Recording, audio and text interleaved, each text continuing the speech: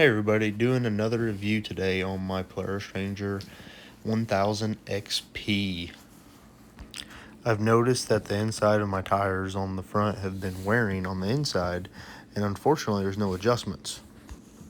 So I've been thinking about running a DOT tire. I had some old mud tires off of a Jeep I had that I've been wanting to put on it, but unfortunately the Jeep tires, DOT tires that was on my Jeep, are 15s, and the tires on the side-by-side are 14s.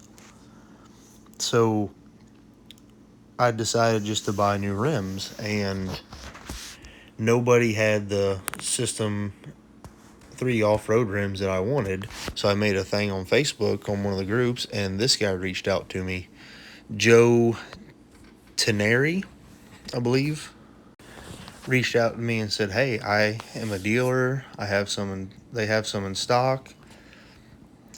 And I said, "Okay, well, you kind of reach out to me, and I'm kind of leery on this, and I don't really want to send you a substantial amount of money, and this be a fake." So I asked him, I said, "Would you mind if I asked the group?" And he said, "Go for it." So I asked one of the Facebook groups that, and he messaged me in and said, is this guy a scam? And there's been so much positive feedback on there that I just told him to send me an invoice. He did, and I paid him, and he paid him over PayPal, and he said that they should ship within a few days and should be in within 5 days. One thing I didn't really care for is I had to ask for the tracking number. I kind of would have liked if he would have just provided it, but no big deal. He said roughly 5 days, and I got him on the 5th day. He ended up sending me a tracking number, and everything all checked out. I'm not really promoting him. I'm just trying to share experience I had. It was kind of leery. The website was kind of a plainer website, but no big deal. But they came in today, finally, on day 5. They come in. I got them hidden here because my girlfriend don't know about them. Ooh, look at them. Took 5 days for them to get here. Ooh, yeah. Now I got some DOT mud tires that are going on. What's going on them? But now I gotta figure out a way to tell my girlfriend. Wish me luck. Just got back from breaking them down. Friend let me use his tire machine. I'm gonna get some anti-seize for the threads of the bolts, because it's a steel bolt going into aluminum hole. And get the beads cleaned, and I will be mounting them soon. So I'm installing the DOT tires off the Jeep on the System3 off-road rims, beadlock rims. Hey, no, I think we got enough soap on there, dude. And hold on a second. Nope, got enough.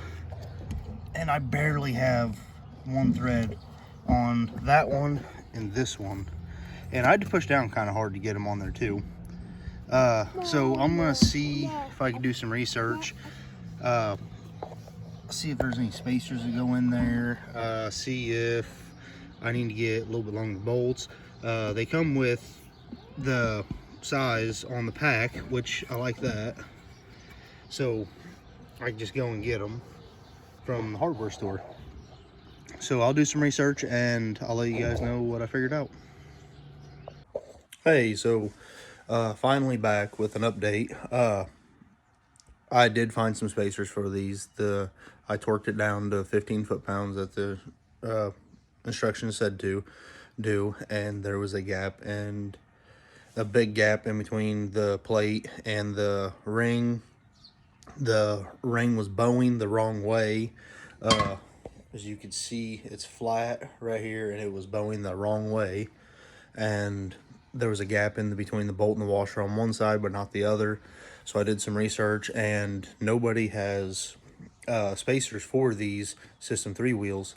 These wheels are 16 holes, and the only thing that I could come close to finding was a 32 hole from Born Battle Born Off-Road. I'll clarify that, but I ordered one set. It's supposed to be here last Friday. Today is now Wednesday. Supposed to be here last Friday. I contacted them because they never showed up. They said they don't know what the deal is. So they got me another set coming out. Showed up today, Wednesday. It's over at the post office. I got to wait on my son to get up. We'll jump the side-by-side, run over there, and we'll see what we could do. See how they fit. It's a nasty day outside, so we're doing it on his play table in the front room. You know, why not? Nasty, rainy, windy day out there. He's sick. He don't really need to be out there. So, doing it indoors. So, stay tuned, and we'll see how it turns out. Alrighty, got them picked up. It's Battleborn Wheels. Is the website for the spacers. I will post a link in the comments or in the description. So they're in. Had to stagger the holes. One hole's here, there's another, there's another, there's another. You can kind of see one hole there. I got the flash on, not really the best quality. Plus, I got this guy right here that is feeling a little better with some good background noise. No anti-seize, no bead sealer. This is just a test run. I'll get the torque wrench out, torque them down, and I'm thinking that these might work. Race lines, theirs is quarter of the wheel, where this here is so many more pieces. Kind of a pain to start.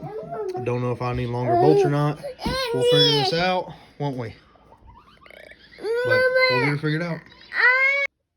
Okay, so it's set to 15. Let's see, as directions say right there.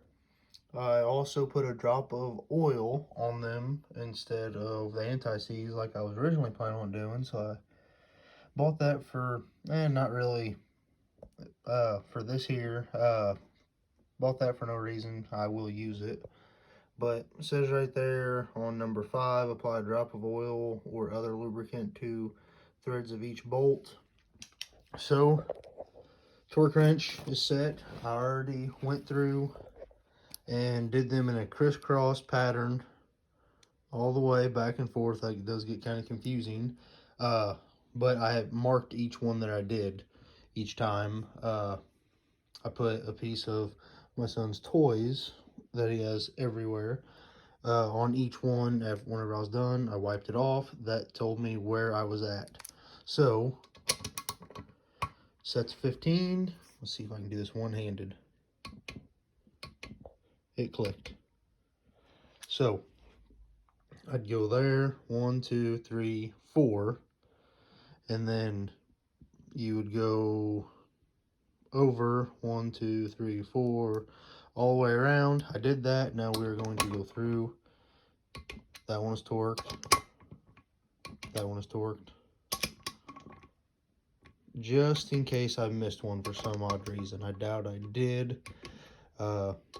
Using something to mark it with was very, very helpful.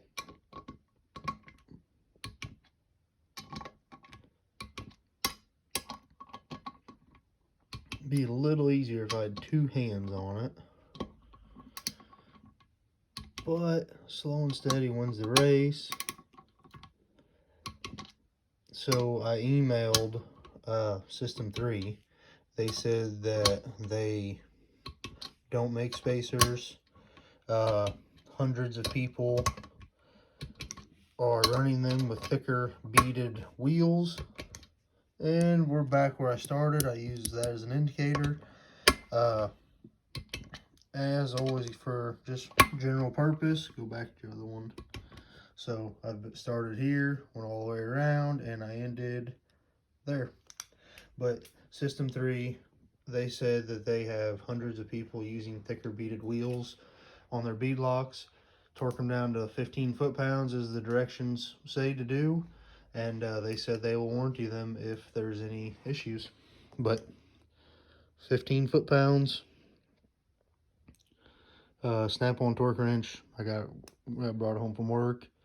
It does get calibrated quite often. So there they are. I will proceed with the other ones. I am going to go ahead and put a bead sealer on the back side. I did not on this side. If there's an issue, I'll just have to take it back off. So here's the emails that I got from System3 Off-Road of them saying that everything I'm doing is fine and that they will warranty the rim. Thought that I would add these in here in case anyone else was curious. This is the website that I ordered the spacers from. This is the spacers, and don't forget to make sure you hit the correct size. Here's the finished product. That should wrap this video up, guys. I am still waiting on my other wheel spacers to come in, bead lock spacers to come in, so I can get the other rims put on. Then I will do another video on drivability, ride, how it feels, speed, how it gets up to speed, and compare the smaller UTV tires for the bigger DOT tires. Thank you for sticking on with this video. It's been a longer video, longest one I've made. But thank you to the ones that are staying to see how it turns out. I don't know if anybody's tried to do this yet, so kind of curious to know how it does. I'll keep everybody updated the best I can, and don't forget to like, any questions, comment, and subscribe. See ya.